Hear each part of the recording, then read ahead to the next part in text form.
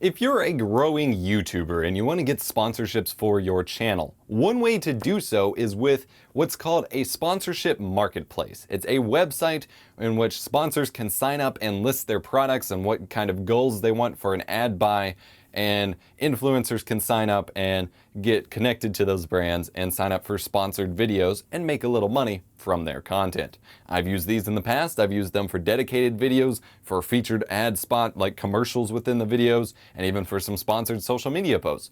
They can be pretty good, and they're a huge boon for, smaller but growing channels, assuming brands want to cooperate. The problem is that the platforms inherently are not great to use and just kind of lead to a lot of awkward interactions, or just end up bringing out the companies that really only want to work with high-end channels but not pay a whole lot of money. So I'm going to be ranting about that today because they've frustrated me to no end. There's a couple alternatives popping up that I'm super excited for, but I can't necessarily talk about yet.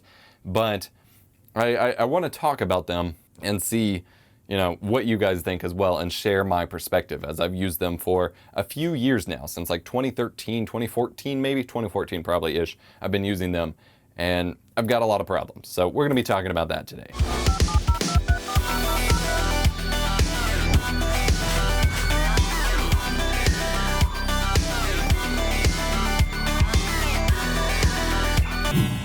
So the main sites that I have used are FameBit, which is probably by far the most, well-known one. By the way, I'm going to be saying some negative stuff about FameBit, but if you have the 5,000 subscriber requirement, it is a great place to get started if you just need small sponsorships to get the ball rolling, because doing sponsored content requires you to have examples up in the first place, like for new sponsors to contact you. So it's a great place to get started, despite all the negative stuff I'm probably about to say about them. So if you haven't signed up for FameBit yet and you want to sign up, I do have an affiliate link down there. This isn't sponsored by them, and like I said, I'm going to say some not so nice things, but I do have an affiliate link, and once I get to so many reward points, which comes both from sponsorships and getting people to sign up, I can finally get a Gorilla Pod that actually works, which if you saw my studio tour, I want one. So if you're going to sign up anyway, use my link. If I have an affiliate link for Grapevine, I'll have that link below too, but I don't think I do. So I'm going to be talking about FameBit, which like I said, is by far probably the best known one. Grapevine, which is IMO, a ripoff of FameBit. Gen.video, which is a kind of different approach and started off really great, but not so much anymore. Tap Influence, and then I've used Realio, but I honestly I've never had a completed sponsored video through them, and I haven't used them enough to really judge, how the site works. So I won't be talking about that quite as much. And then there is socialbluebook.com as well. So most of these websites are almost exactly the same. Like I said, it's almost like it's a marketplace. So it's like a store in which you see a bunch of listings, and instead of buying something, you apply and write a little proposal of what you want to do for the sponsored video and see if they want your channel to be the sponsee for the content. Seems fairly simple enough. The problem is, number one, it is a completely hands-off approach. FameBit, when they signed up, there was a lot more engagement between the actual staff and the creators. They created a Facebook group. They were constantly talking to us, and they always checked in to make sure that sponsored videos were going well. And then if anything went wrong, they were quick to help. And they had a support portal on the side of the page, which seems to be gone now, and all that. But it is it and Grapevine, and nowadays some of the other platforms I mentioned, are completely hands-off.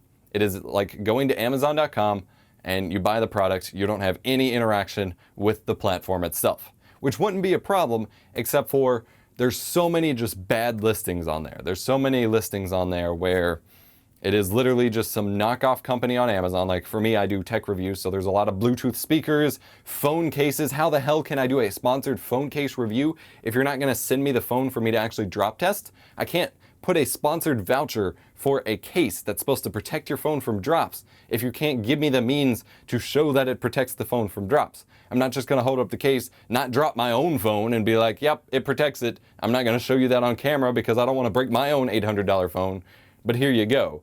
There's a lot of that crap, and just little apps that want promotion, and they want really high sub requirements, like 10,000, or 10,000 subs isn't a lot, but they want like 10,000 views per video and only pay like $200, which is absurdly low.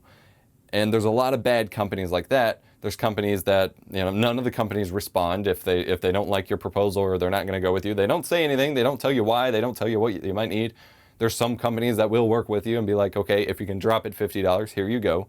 But there's been plenty of companies who have also just ripped people off and been like, oh, you sent a proposal because you think you're worth $200. Well, we can only give you 50, and pressure people into doing that. If it was a hands-on approach, the platform people itself would work between the company and the influencer to make sure that there's actually good ideas flowing, because pretty much anything involving products, they want a sponsored review. It's not a review if it's sponsored, and they are completely unopen to any sort of content. And since there's no involvement of the platform, there's no one to negotiate and be like, well, that's not such a great idea.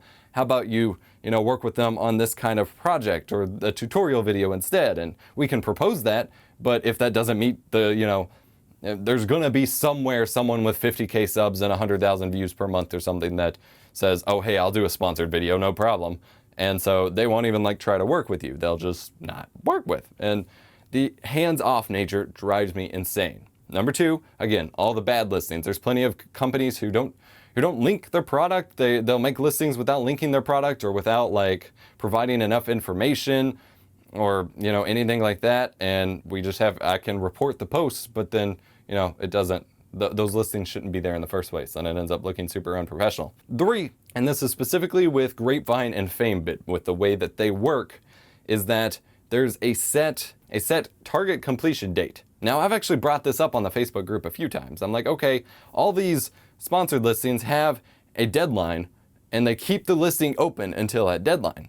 And according to the FameBit people, this is just the deadline to apply for videos. But almost every sponsorship I've signed up for, and even on the automated system with it, that deadline is when you're expected to submit the video. So if I sign up for a video on April 1st, and they have it, and the project is due, or the draft is due according to what they signed up in the platform April 2nd, and they haven't even shipped me the product yet because I just applied, then suddenly I'm super pressured with no set within the platform or any middleman, to negotiate deadline, and so they're pressuring to get it done as quickly as possible. Or this one sponsorship I just did, which I loved doing the sponsorship, but I tried to take FameBit's advice and say, hey, okay, this is the sign-up deadline, so I sign up by April 26th, and then it's like, okay, you have 3 days to make this video. I was like, meh.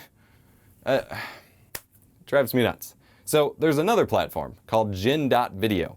Now, I was first introduced to this platform because the people who worked there reached out to me on behalf, I believe the first video was one of my razor, or not razor, it is a razor, but Gillette. I did a couple sponsored videos for Gillette, and the first one of those was the first time they reached out. Now, it wasn't super related to my channel.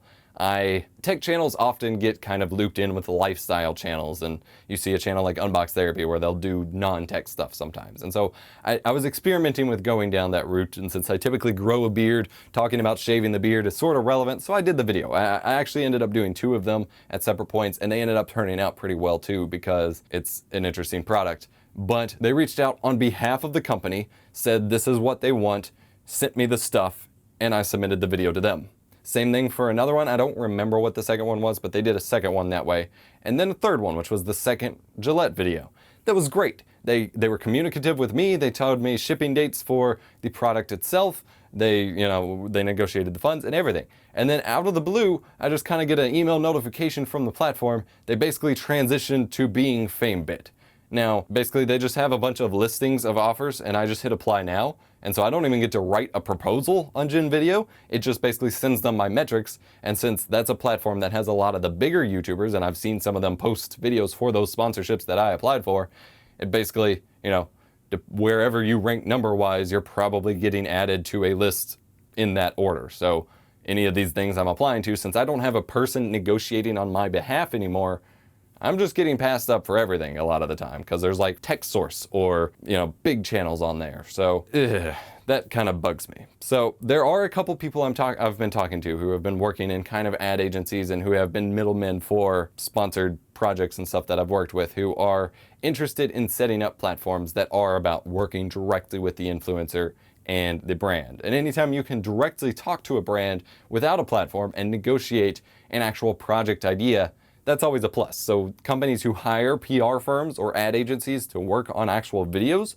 those are great working experiences. So anytime you can get a hold of those, I can't share names really, but those are great experiences. But the platforms, the marketplace formula at the moment drives me insane, and I just wanted to ramble and rant about it. If you have experience with this or any thoughts on this, please let me know in the comments down below. I want this to be a discussion. I want to see what your experiences are, if your feelings are the same as mine, and so on. So let me know. Otherwise, smash the like button if you enjoyed. Don't forget to subscribe, and I will see you next time. EposVox is a Patreon-supported production. Our videos would simply not be possible without the support and generosity of our patrons, whom you can see on screen right now. If you'd like to join the inner circle and get early access to videos among other things, go to patreon.com/EposVox to learn more.